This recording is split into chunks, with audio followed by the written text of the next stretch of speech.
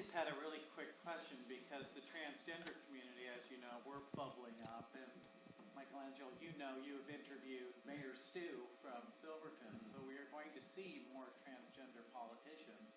And at the same time, I'd say about 3 or 4 years ago, there was a Texan who was running for Congress in a Republican primary who was outed as a cross-dresser and went from being the #1 candidate literally to being last place with under 200 votes.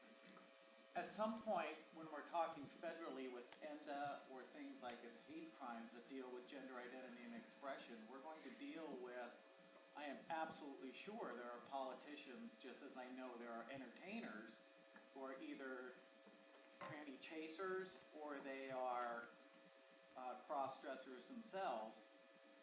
How do you think this is going to be? First of all, there's not a lot of transgender reporters who are going to be outing them in the first place to start with.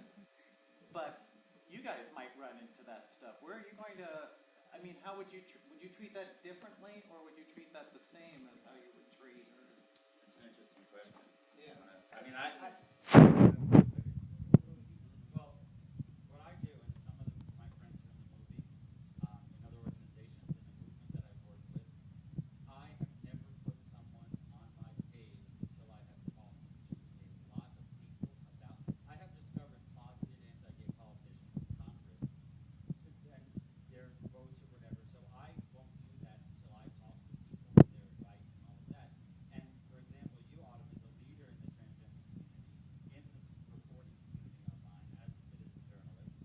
I would come to you and ask you and your colleagues to say, I don't want to speak for this. What do you think is the best way for me to proceed? And I would respect those opinions a great deal. Now, if there was a trans politician who had undergone a secondary assignment surgery and the whole thing, then when you're like, absolutely not, leave them alone, and I'm like, all they're doing is bashing us, we may have a disagreement. But I think it's important for us to turn to people who we respect and people who we trust in terms of these things to cover those issues. I was just going to say, Autumn, I turned to you immediately and saying, what are we going to do? And would hope you do this kind of reporting because you do great reporting. This has come up on my show, on my radio program, where we discuss this, and transgender people have called in and asked about it, and we had discussions about it. And I really would apply, and Mike sort of got to this a little bit, I would apply the same standards in that I have never reported on something because of an activity or behavior or whatever, because sexuality and gender identity are very fluid, we all know. I want to know how that person identifies. I want to know that the person identifies as gay or as transgender. And that's a pretty high threshold. You have to talk to a lot of people. You have to know a lot. I don't want to just know that somebody slept with somebody or somebody cross-dressed a few times, because that to me is not fact-based for you to say that person is gay or is transgender. So, I mean, for me, I want to really be able to talk to a lot of people, and I think by that point, you really do have a fuller picture of what the person's about, and I think you then feel confident about proceeding or not.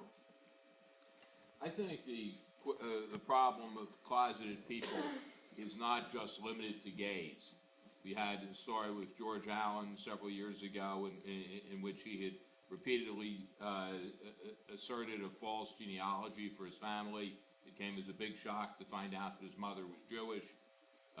Congressman Mickey Edwards of Oklahoma, another Republican, admitted after he was in Congress that he was Jewish, and he had repeatedly campaigned as a Christian in Oklahoma.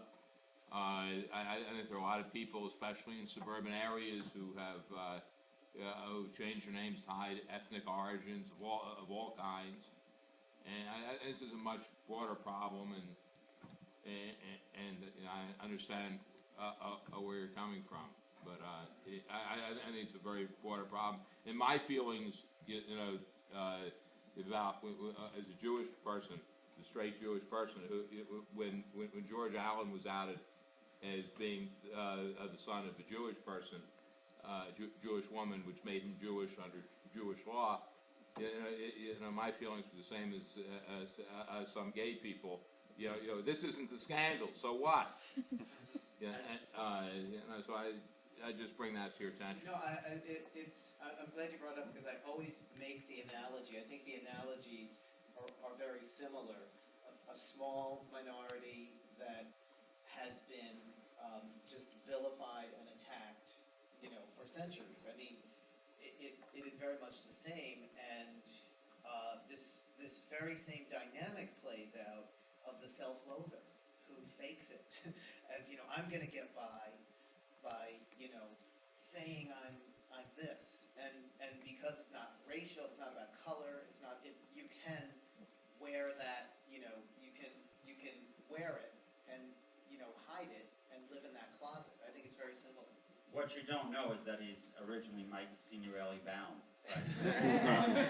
And the reason I say that is because I'm Jewish as well, and my grandparents, not only did they change their name from Rosenbaum to Rogers, but they went back. They changed my father's bar mitzvah album because it was done a few years after.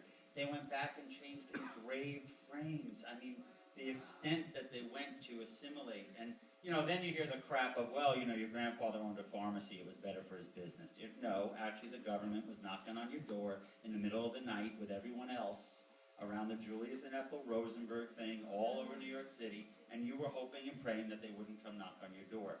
And it's the same exact thing. It's a kind of hypocrisy. So, if it affects their business and what they're doing, I think it's important to report on it. So, I know I'll keep going for a few more if you want, if you're down for that. 1, 2, 3. Michael Savage, obviously that could just come off this roster boycott. Michael Savage changed his name from Michael Wiener to Michael Savage, and I would imagine if the 5 million individuals who listen to his show on a daily basis knew that he was a Jewish man, they wouldn't be listening to him. He also had a homosexual relationship. Absolutely. Are you going to cover that in the next? Which we're going to introduce you at the end. I'll let you know. Hi, Max. So, a couple of more.